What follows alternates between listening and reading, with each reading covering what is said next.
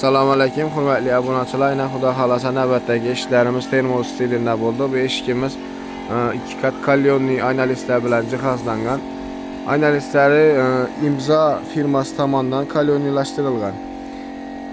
Bu eshikimizga keladigan bo'lsak, razmerlari enina 2 metr, bo'yni 250 bo'lib ishlandi. O'rtasindagi 2 tabaka eshiklari 70 santidan bo'ldi. Zamoklarına keladigan bo'lsak, original Frida zamoklardan ustanovka qilib berdik. Belari ahamiyat berasizlar, qaşlar basılıb ishlangan. Siyimni üzülmez.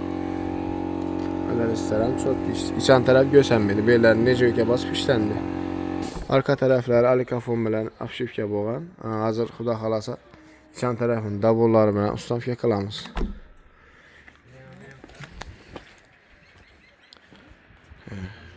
İşte görünüş.